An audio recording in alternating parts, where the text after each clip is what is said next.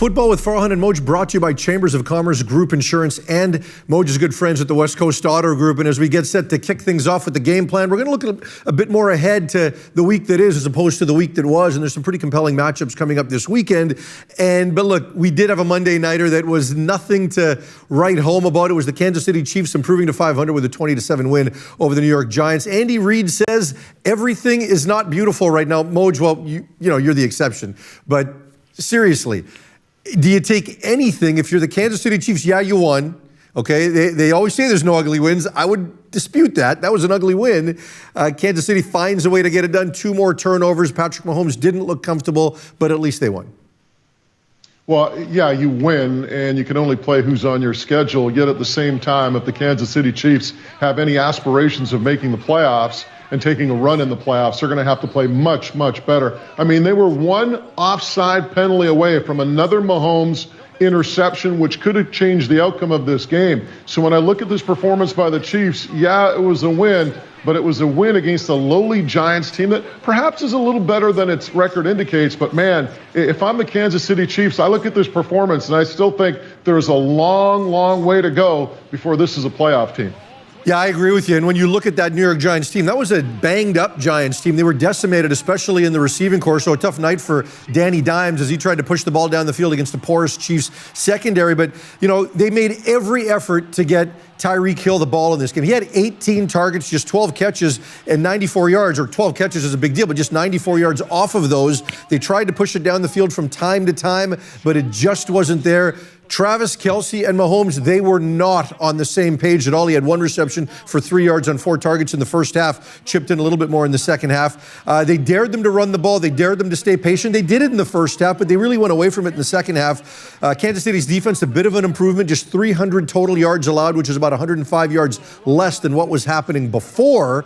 But again, very injured offense for the New York Giants. And look, they've got the game of the week coming up. They face the Green Bay Packers. The Packers coming off their epic win on Thursday night, their 7th straight win, and they were missing a number of receivers in that game. But they're likely to get Devontae Adams back. They're going to get Allen Lazard back. They probably get Marquez Valdez-Scantling as well back in the lineup. They lose Robert Tonyan likely for the season, but for the most part, look, that Green Bay team is on fire right now, and I can't believe that Kansas City is actually favored by a point in this game because, boy, that's going to be tough the way they're playing defensively to stop Aaron Rodgers and what he's doing in Green Bay right now. Yeah, and home field advantage. And I think the other thing, too, that concerns me if you're a Chiefs fan is just the level of frustration within that organization right now. There was a play last night where the Chiefs, I think, converted a 3rd down to make it a 1st down, and a penalty came up, and penalties have been an issue for this team. And you could just see Travis Kelce's body language in the open field. Like, I mean, it was just, what, not again. He flailed his hands out. That's the other thing, too, right now with this KC team. I think there's so much frustration. They've got to right this ship, and they've got to right it quick if they want to get into the playoffs. Yeah, 12 penalties for over 100 yards. And the Chiefs have made some moves today, and one of them included a Canadian. Laurent Duvernay-Tardif, who was such a feel-good story a couple of years ago when the Chiefs won the Super Bowl. He is on his way to the Jets. So from what was the penthouse to now what is the outhouse, he's going there. And, you know, he signed a big money contract after that. And then, of course, he missed last season because he decided to sit out because of the pandemic and do the additional medical work that he was doing. So he came back in. Actually, Monday night was the first time all season he was active, but not on the field as a starter, didn't have his helmet on for the entire game. I don't get that because he was a very good player during that year. I'm surprised that he hasn't really had an opportunity. Nonetheless, he'll get a bigger opportunity in the Jets, so more of a salary cap dump. They've got a backup tight end in Dan Brown coming back the other way, but mainly just a special teams guy. The Chiefs have added along the defensive line. They picked up Melvin Ingram from Pittsburgh, a player who was acquired this offseason. He started early, but his snap count has been going down progressively as every week has gone on here. And Mike Tomlin said, look, I want volunteers, not hostages. Ingram wanted a bigger opportunity. He's likely going to get that now with the Chiefs, and the Packers are still looking to add before the deadline as well. Let's change gears. Coming up this week, you have got Mike White versus Carson Wentz. White versus Wentz. Mike White, you say, Moj? Mike White? He's pretty good. Mike White. Former Cowboy backup, 3-year backup in Dallas, and what a performance he had for the Jets and leading them to a victory this weekend. A stunning victory. So let me do the math. If we're just going to use common deduction here, Farhan, Jets beat the Bengals. Bengals crushed the Ravens. Ravens crushed the Chargers. Does that make the Jets one of the elite teams in the AFC now? No, it doesn't. And Robert Saleh didn't do anything to diffuse any form of quarterback controversy. Look, Mike White threw for more passing yards than any Jets quarterback since Vinny Testaverde in 2000, going for over 403 touchdowns in this game. It was a remarkable performance. Now, Zach Wilson injured. He is expected to be back in the next 1 to 2 weeks. And when he was asked the question, head coach Robert Saleh said, if everything goes according to plan and Zach comes back and he's healthy, we'll address it when we cross that bridge. This is your number 2 overall pick. You cannot feed into any level of quarterback controversy. I mean, Cooper Rush won a game for the Cowboys. Dak Prescott is going to be their starter, so I'm surprised they're taking this approach. But hey, look, before this weekend, White was a relative unknown. He was on the bubble at the start of training camp, right? I mean, he basically convinced them, look, you don't need to bring in a high-priced starter, but they went out and got Flacco anyway. But look, he did a great job. Carson Wentz, meanwhile, he was finally turning the corner. He was turning into one of the real redemption stories of the season, coming over from Philadelphia. He'd gotten 212 passes without an interception. One of those technical, because there was a shovel pass that was picked. They called that a fumble in the end. He threw 2 interceptions. That one left-handed trying to avoid the safety, which gets picked by Elijah Molden for a touchdown. That might have been the worst interception I've ever seen, and he followed that up with another one in overtime. You remember the play earlier this year where Mahomes is falling to his knees and he kind of throws the ball up and it's back? This was worse. And it was worse because it was in a critical situation. I mean, you're talking about you're in your own end zone and you just throw the ball up for grabs in that situation. And Carson Wentz, you're right. It was almost like a redemption tour. He'd gone, 4 or 5 weeks where he threw 2 touchdown passes, at least 2 touchdown passes, no interceptions. And then you see the old Wentz rear his ugly head.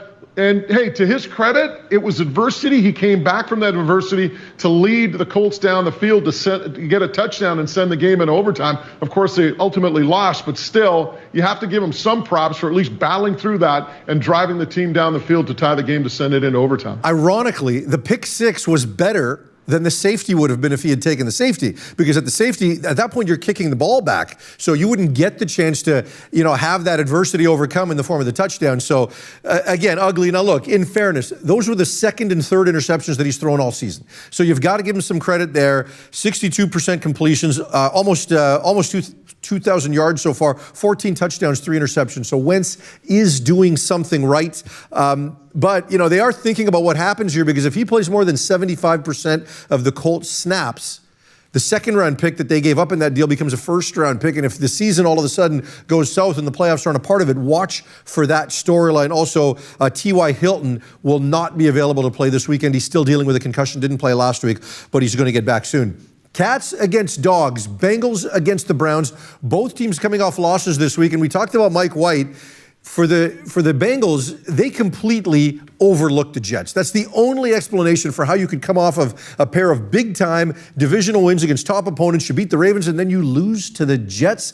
You had a 97.8 win probability. The Bengals did when they were leading by 11 points in the 4th quarter. But Mike White adds 2 more touchdowns to his resume. The Bengals must be kicking themselves right now. Well, you talk about the Bengals and you look ahead to this week. I look at this Cleveland Browns team, and this is a team that's put points in the teens 4 times. And now we're seeing this dissension with Odell Beckham Jr.'s dad. We'll get into that later, but I think it's time for Cincinnati to rebound, and I think they're going to find a way to knock off the Browns. Yeah, and it is, kind of that big in-state rivalry, the Battle of Ohio. But when you look at it, I see Baker Mayfield and what's happening there. There's a real disconnect with what's happening with him and his receivers offensively. I mean, they're simply not getting it done. OBJ had 1 reception in the last game.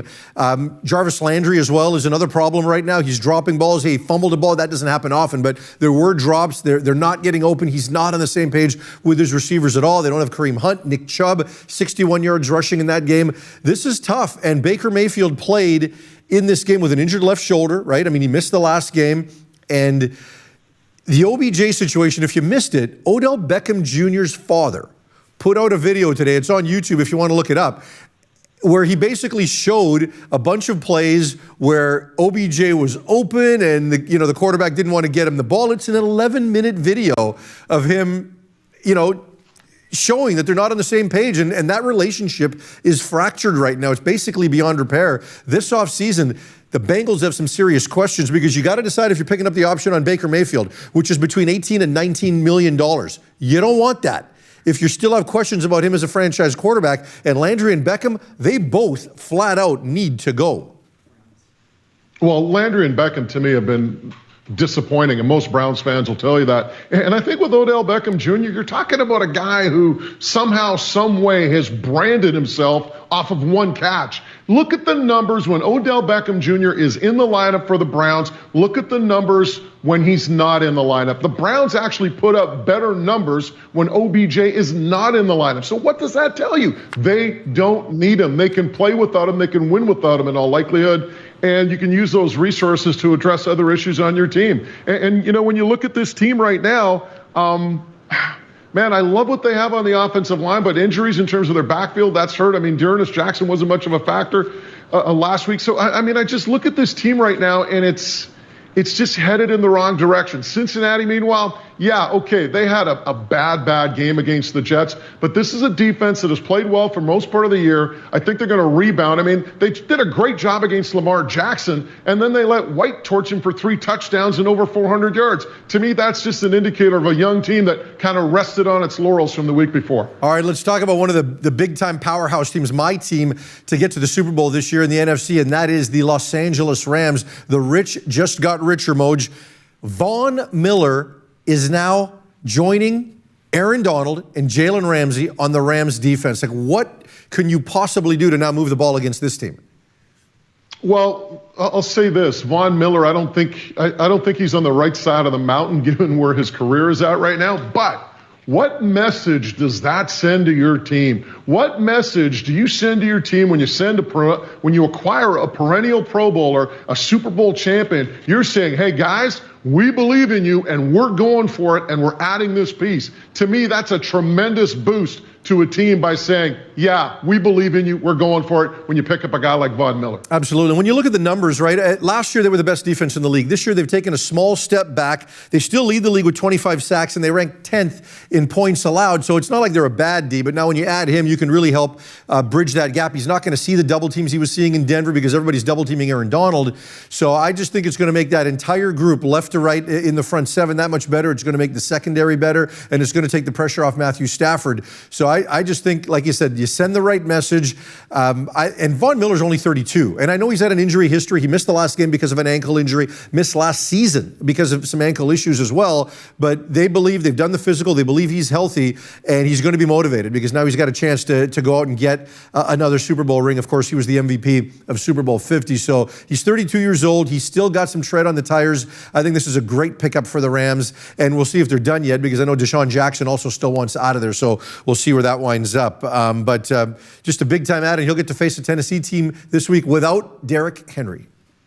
Yeah, and to me, it's going to be a great test for the Tennessee Titans. I mean, Adrian Peterson has signed with the Titans. Now, whether or not they get him ramped up and ready to go against the Rams, or they go with Jeremy McNichols, we'll touch on Peterson a little later on. But to me, I look at this Titans team, and man, this right now is gut check time for the Titans. Derrick Henry is the face of that franchise. He's their bell cow. He's their guy. Losing him, it's a big, big hit. How do the Titans react? Is this the type of thing that galvanizes that team moving forward, and they play above their levels and, compensate for the loss of Derrick Henry? Or does it something that, just kind of kills them emotionally and makes them lose that edge that they've had the last month or so? Meanwhile, a couple of tough stories in the NFL, and we'll start with your team, the Raiders, and Henry Ruggs. Yeah, a very, very tragic story coming out of Las Vegas. Henry Ruggs III involved in a fatal motor vehicle accident. An individual in a Toyota SUV was pronounced dead at the scene. And thoughts and condolences and prayers going out to all those who knew the victim. Just a tragedy all around. From what we understand, Henry Ruggs III will be charged with a felony DUI. So, man, just a sickening story coming out of Vegas. Forget football, all right? Forget about what he does for the Raiders and all that. This is just a life that was lost and a life that will be forever impacted. Yeah, meanwhile, in Atlanta, you've got Calvin Ridley, who's decided to step away from football due to personal reasons. He wants to work on his mental health a little bit.